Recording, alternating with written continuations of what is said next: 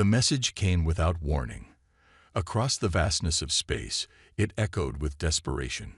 Help us. Please, anyone who hears this. The Krell are coming. We cannot fight. We will not survive. In the command center of the United Earth Defense Force headquarters, Admiral Alan Murphy rubbed his tired eyes as the translation finished. The message had been repeating for 3 days, broadcast on every frequency from a star system 17 light-years from Earth. The Viridians, explained Dr. Lisa Garcia, pushing her glasses up her nose as she gestured to the holographic display. They're a peaceful species. Advanced technology, but no weapons. No concept of war. Captain John Mitchell stood with his arms crossed, watching the images of beautiful crystalline cities and the slender, luminous beings who built them. And these Krell. Garcia swiped to another image showing massive armored creatures with multiple limbs ending in natural weapons. Predatory. Expansionist. They've consumed 3 civilizations in the past decade. The Viridians will be next. Admiral Murphy sighed. We've received confirmation that no other spacefaring race is responding to their call. They all say it's suicide to face the Krell. So why should we? Asked Commander Pete Wilson, the tactical officer. Earth has only been part of the galactic community for 15 years. We're still trying to catch up technologically. A smile crossed Garcia's face. Because we're from Earth. A death world, Mitchell said, understanding immediately. Murphy nodded. The other species fear us almost as much as they fear the Krell. They call us Deathworlders behind our backs. Our gravity, our atmosphere, our biology. Everything about Earth created humans to be natural survivors. And killers, Wilson added quietly. The Admiral brought up new orders on the main screen. The Intrepid will depart tomorrow. Captain Mitchell, you'll lead this mission. Mitchell straightened. Rules of engagement, sir. Save the Viridians. Show the galaxy what Earth can do. 12 days later, the Intrepid dropped out of faster-than-light travel at the edge of the Viridian system. The ship, bearing Earth's most advanced weapon systems, and a complement of 200 Marines, seemed small against the backdrop of space. In his quarters, Mitchell reviewed the final reports. The Viridians had no standing military. Their civilization focused on art, science, and mental development. They had achieved remarkable technological advancements without the drag of warfare pushing them forward. Captain, Garcia's voice came through the comm. The Viridians have made contact. They seem surprised we actually came. On my way. When Mitchell reached the bridge, a delicate figure shimmered on the view screen. The Viridian had translucent skin that seemed to capture and reflect light in waves of color. 4 slender arms moved in graceful patterns as it spoke. Earth vessel, I am Supreme Coordinator Zelfar. We did not believe anyone would answer our plea. The others said we were doomed. Mitchell stepped forward. We heard your call. We're here to help. But you are so few, Zelfar said, the colors beneath its skin darkening with concern. The Krell will arrive with hundreds of ships. Numbers aren't everything. Mitchell replied with a confidence he hoped was reassuring. We come from a world that tried to kill us every day of our evolution, where we had to fight to survive against predators, disease, and the elements. You asked for help, and Deathworlders have answered. For a moment, the alien was silent. Then a ripple of blue, hope, the translator noted, washed across its form. We welcome you, humans of Earth. Please, teach us how to survive. The shuttle descended through Viridia's atmosphere, carrying Captain Mitchell, Dr. Garcia, Ambassador Kevin Wright, and a small security team. Through the viewports, they watched as the alien landscape came into view, a world of sweeping crystalline structures that caught the light of twin suns and scattered it in rainbow patterns across the horizon. Gravity readings at 0.7 Earth standard, noted Garcia, checking her instruments. Atmosphere is oxygen-rich, but lacks many of the compounds we're used to. The Marines will still need to acclimatize. Mitchell nodded. Good thing we brought the environmental suits. When the shuttle doors opened at the designated landing area, the humans were met by a delegation of Viridians. Up close, the aliens were even more striking. Tall, willowy beings whose skin seemed almost transparent, with complex patterns of light flowing beneath the surface. 4 slender arms extended from each torso, ending in 7-fingered hands. Ambassador Wright stepped forward, having studied the proper greeting gestures. Supreme Coordinator Zelfar, we come in peace and friendship from Earth. The gathered Viridians suddenly backed away, their skin flashing with pulses of alarmed yellow. What's wrong? Mitchell whispered. Zelfar's voice came through their translators, pitched higher than before. Your bodies. They are so dense. Garcia understood first. It's our muscle mass and bone structure. They can sense it. Wright recovered quickly. We evolved on a high-gravity world with many predators. Our bodies developed accordingly. The Viridians conferred among themselves with rapid flashes of color beneath their skin, a secondary form of communication the translators couldn't fully capture. Zelfar finally approached again, more cautiously. Forgive our reaction.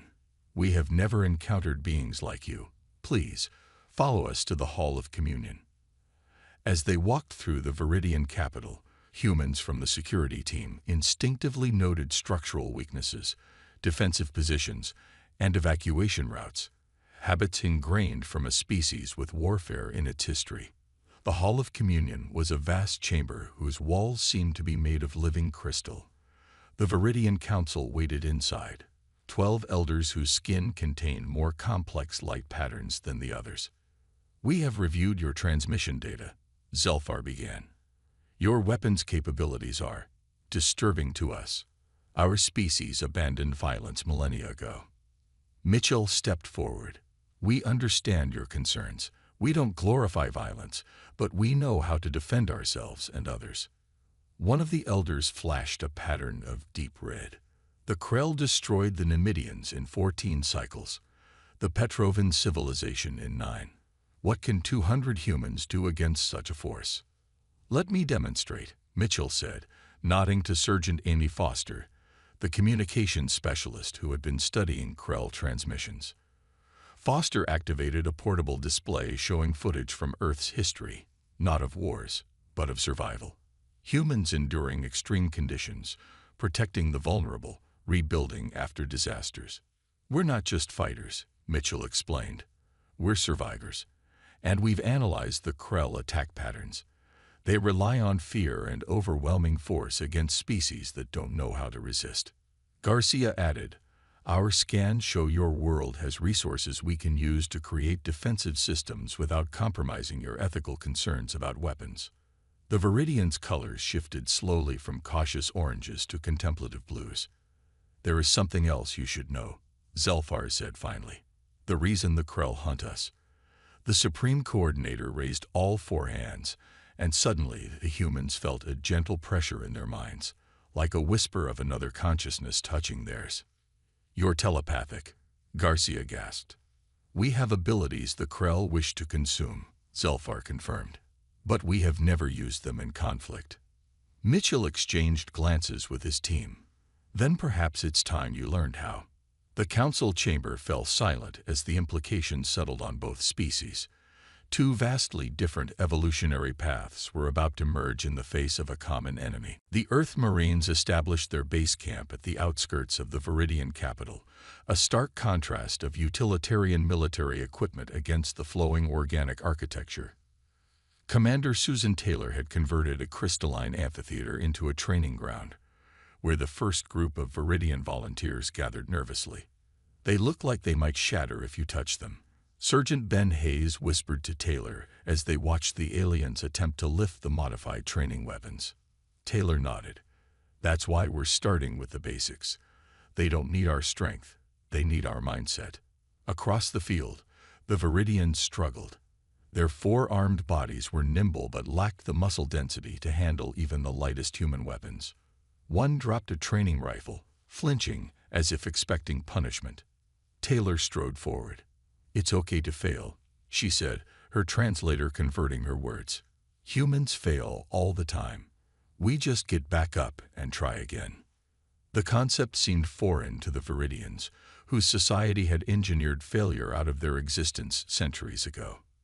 In the makeshift laboratory, Chief Medical Officer Daniel Carter worked alongside Viridian scientists, studying samples of Krell biology obtained from previous attacks on other worlds. Their cellular structure is fascinating, he said, adjusting the microscope. They can regenerate damaged tissue almost instantly. The head Viridian researcher, Nerival, pulsed with colors of scientific curiosity. We have analyzed their biochemistry for years, but never considered how to use this knowledge defensively. Carter looked up. On Earth, knowing your enemy's biology is often the key to defeating them. Every species has weaknesses, even apex predators. Nerival's colors shifted to a thoughtful blue. We have compounds that might disrupt their neural pathways without killing them. Would that be acceptable to your ethics? Carter smiled. More than acceptable. It's exactly what we need. In the communications center, engineers Jack Wilson and Patricia Moore worked with Viridian technicians to integrate Earth's battle management systems with Viridian technology. Your crystalline computing is decades ahead of ours, Moore admitted, watching as Viridian technicians effortlessly manipulated energy fields with both their hands and their minds. Yet you conceived of weaponizing it in moments, the lead technician responded, colors swirling beneath his skin. We never thought to use our technology this way. Wilson connected another set of cables. Humans have always turned tools into weapons and weapons into tools. It's not something we're proud of, but it's kept us alive.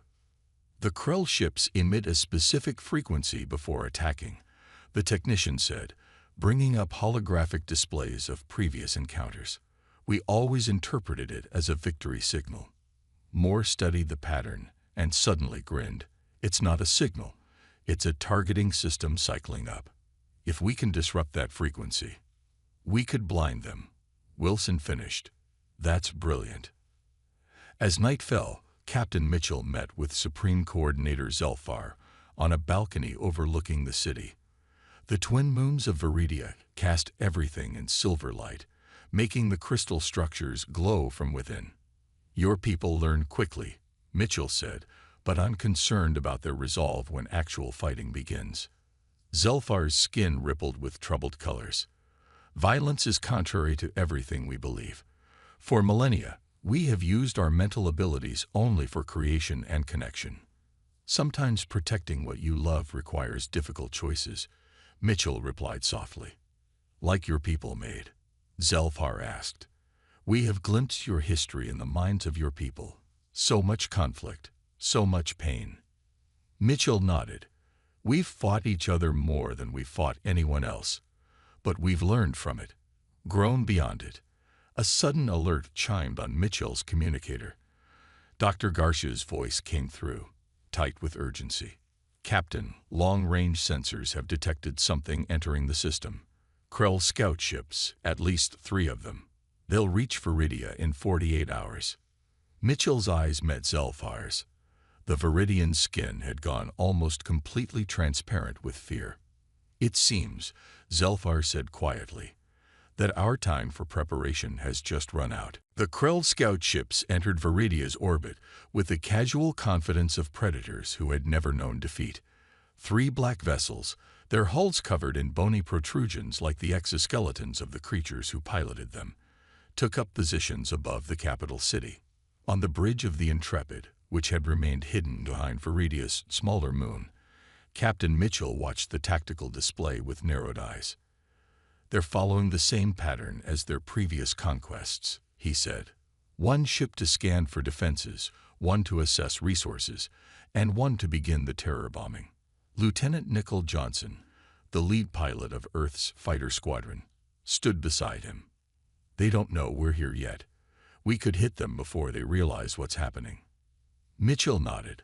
Launch when ready, Lieutenant. Remember the plan. Quick strikes. Then retreat to the atmosphere. Make them follow you down where we have the advantage. Johnson grinned. They've never fought in gravity before. This should be interesting. 12 Earth fighters, small and nimble compared to the massive Krell ships, launched from the Intrepid's bay. They burned hard toward the planet, communication systems silent. The Krell noticed the approaching craft too late. By the time their sensors registered the threat, Johnson's squadron had already split into 3 strike teams and were firing the specialized disruptor weapons the Viridian scientists had helped create. The lead Krell ship shuddered as the disruptors hit, its targeting systems suddenly blind. Johnson's voice crackled over the comm. First hit successful. They're confused, not returning fire yet. On the planet below, the Viridian volunteers watched the sky with their skin pulsing rapidly between fear and hope. Commander Taylor had positioned them with modified communication devices that could project the Viridians' natural telepathic abilities in focused bursts. Wait for the signal, Taylor reminded them. When the Krell ships enter the atmosphere, that's when we need your mental push. The fighters darted around the Krell ships, firing precisely at vulnerable points identified from previous attack records. The Krell, unused to resistance, responded with clumsy volleys that missed their nimble targets. Gradually, Johnson's squadron pulled back toward the planet, and as planned, the Krell followed in pursuit. "They're taking the bait," Mitchell said, watching from the command center they'd established on the ground. "Get ready." The first Krell ship entered Viridia's atmosphere with a roar that shook the crystal spires of the city. As it descended, something unexpected happened. Its movements became erratic, its weapons firing randomly. "What's happening?" Mitchell asked. Dr. Garcia, monitoring from a nearby console, looked up in surprise. They evolved on a high-gravity world like Earth, but they've been in space so long their biology isn't adapting to the atmospheric pressure changes. Their navigation is compromised. Johnson's voice came through the comm again. "They're struggling to maintain control. Now's our chance." Mitchell gave the signal. "All units, commence Operation Thunderclap." Across the Viridian capital, the volunteers activated their devices. A wave of focused telepathic energy surged upward, aimed directly at the Krell ships. The aliens had no defense against this kind of attack.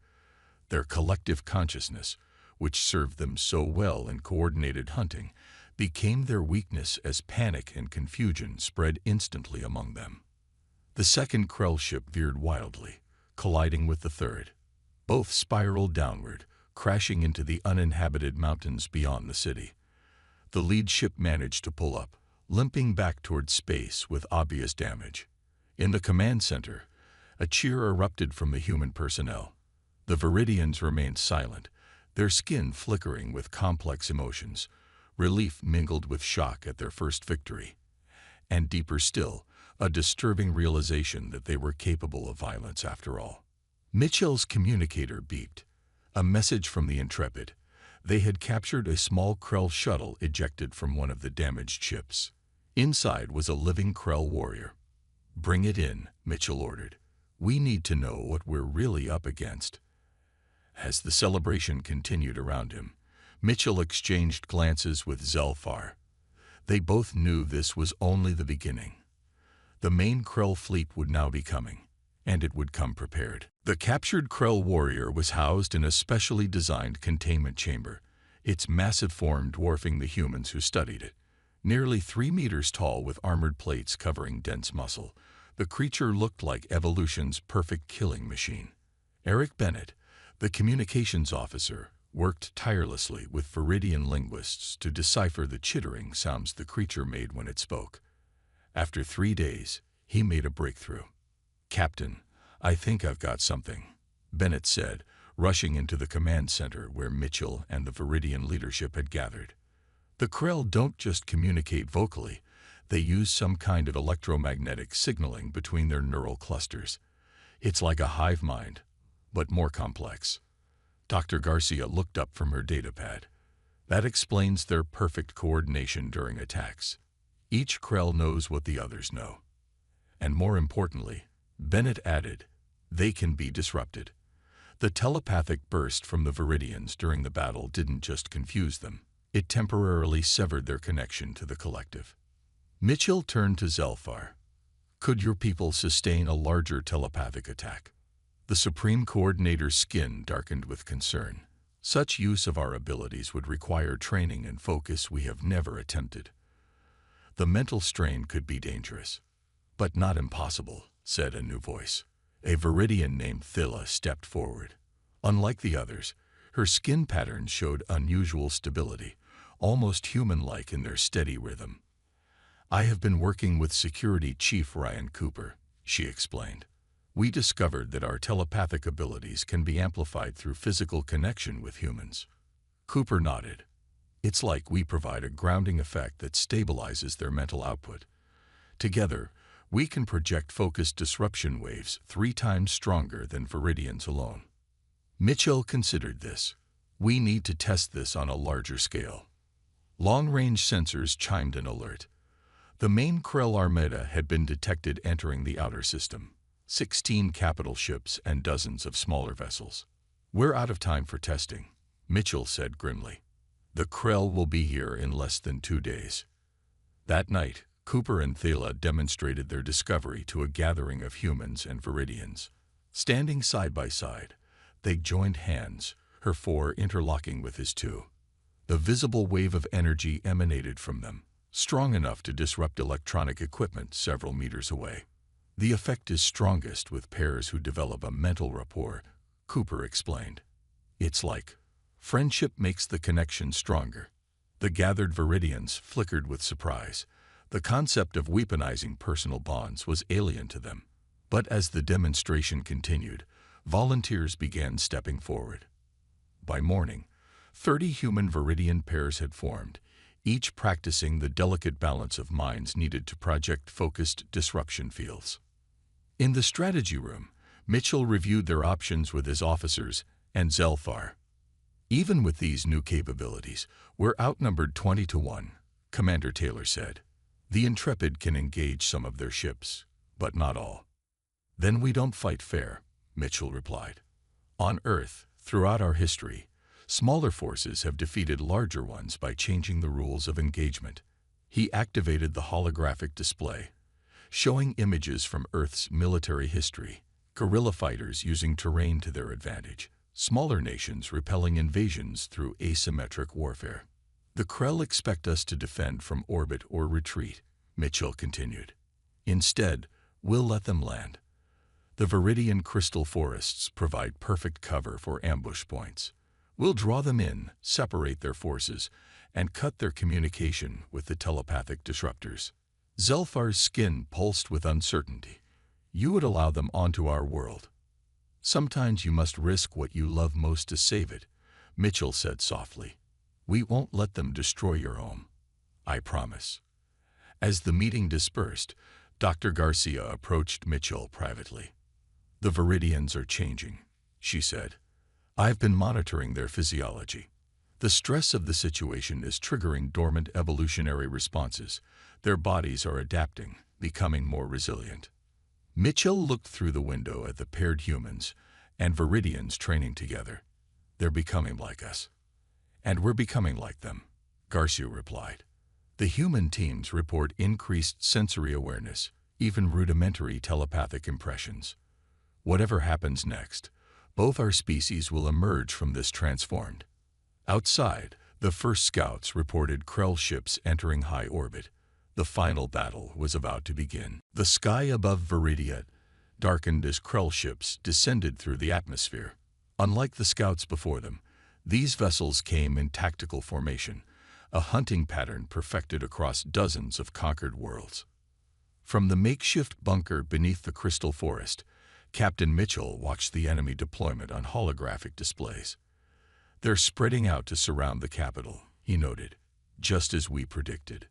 The Intrepid had withdrawn to Viridia's far moon, appearing to retreat but actually positioning for a flanking maneuver.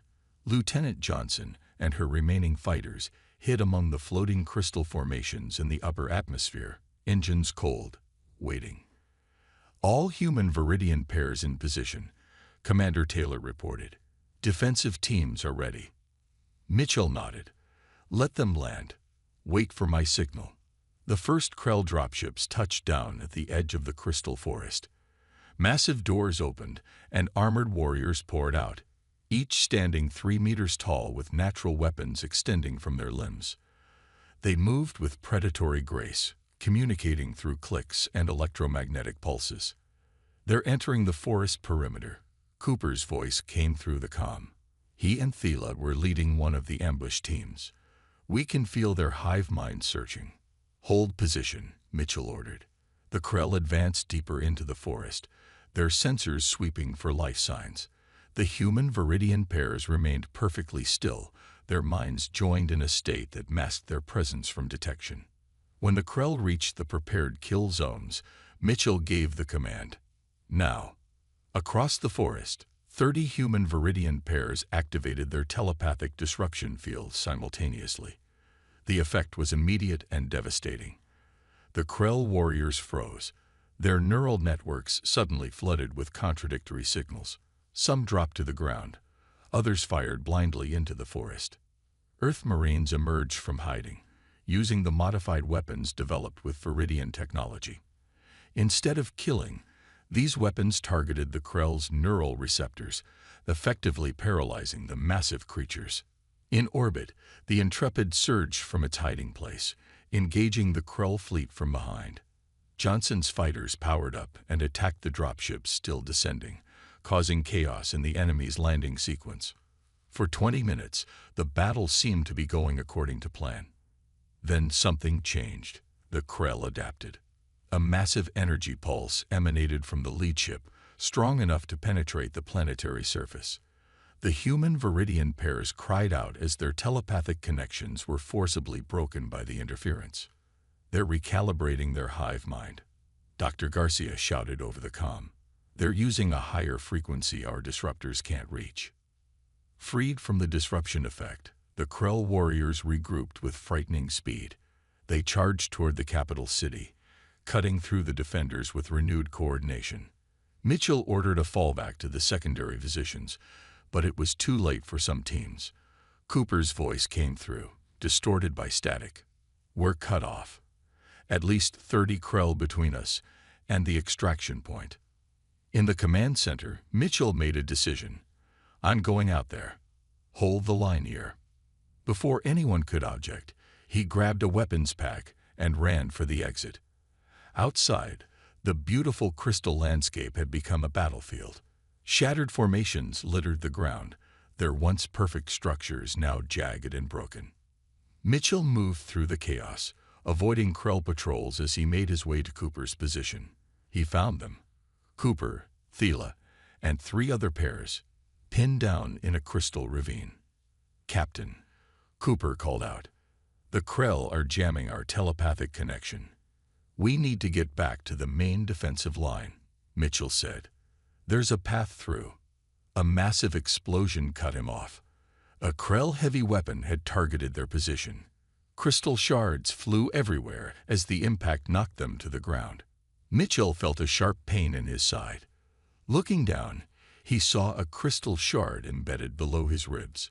Blood seeped around the edges. "Captain." Thela moved to his side, her skin pulsing with alarm. Mitchell grimaced. "Get everyone moving. I'll cover your retreat." "We will not leave you," Thela said firmly. Her 4 hands reached out, touching Mitchell's face, his shoulders, his wounded side. Suddenly, Mitchell felt a strange sensation, warmth spreading from Thela's touch, and with it, an awareness of other minds. Not just the Viridians nearby, but hundreds of them, all across the battlefield. Their fear, their determination, their growing anger at seeing their world destroyed. Through this connection, Mitchell realized what Dr. Garcia had discovered. The Viridians had never lacked the capacity for violence. They had simply chosen to suppress it. Watching humans fight and die for them, that ancient restraint was breaking. As Mitchell's blood touched the crystal soil of Viridia, something unprecedented occurred. The planet itself seemed to respond. The crystal beneath Mitchell's blood began to glow with an inner light that spread outward like ripples on water. Thela's eyes widened as the phenomenon accelerated, racing through the forest in all directions. "The resonance," she whispered. "Our world is responding to you." Mitchell barely heard her through the haze of pain. Around them, the Krell paused in their advance, sensing something changing in the environment they sought to conquer. Dr. Garcia's voice crackled through the damaged communicator. "Captain, something extraordinary is happening. The crystal structures are amplifying the Viridian telepathic signals. They're creating a planetary network." Throughout the battlefield, wherever human blood had touched Viridian soil, the same resonance effect spread. The crystal forest pulsed with light, connecting every human Viridian pair across the planet into a single, powerful consciousness. In orbit, the crew of the Intrepid watched in awe as the entire planet began to glow. At the center of it all, Thela joined her mind fully with Mitchell's. Through their connection, a message reached every Viridian on the planet. The time for pacifism had passed. To survive, they must embrace all aspects of their nature, including the capacity to fight. With a collective mental push unlike anything ever attempted in their history, the Viridians focused their combined telepathic energy directly at the Krell hive mind.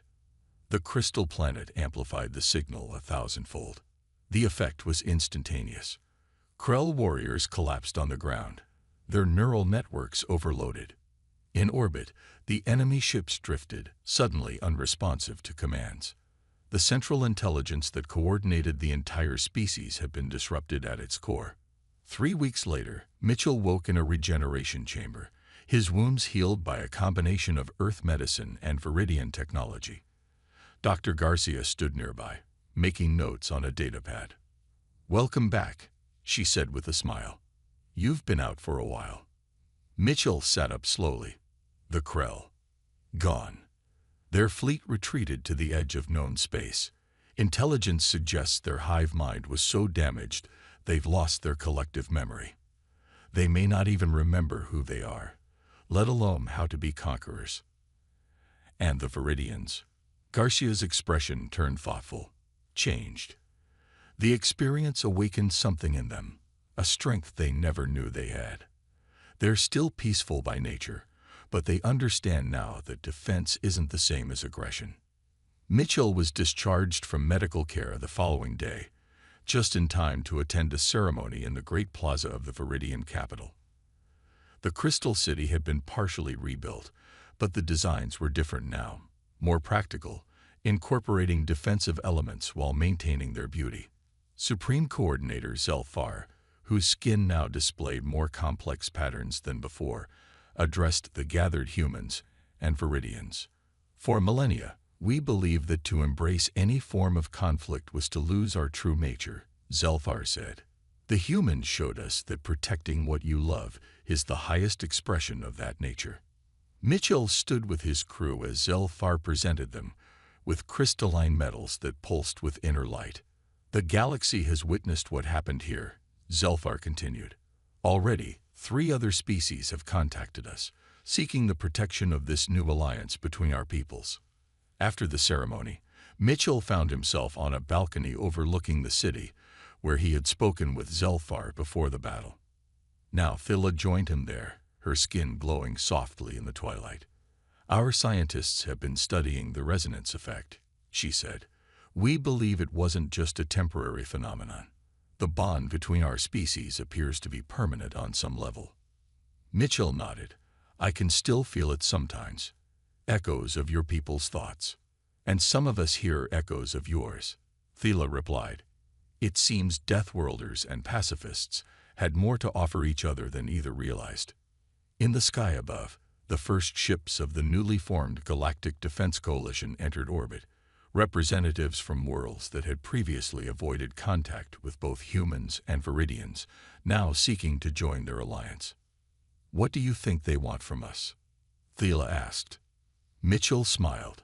"The same thing everyone needs sometimes, someone who will answer when they call for help."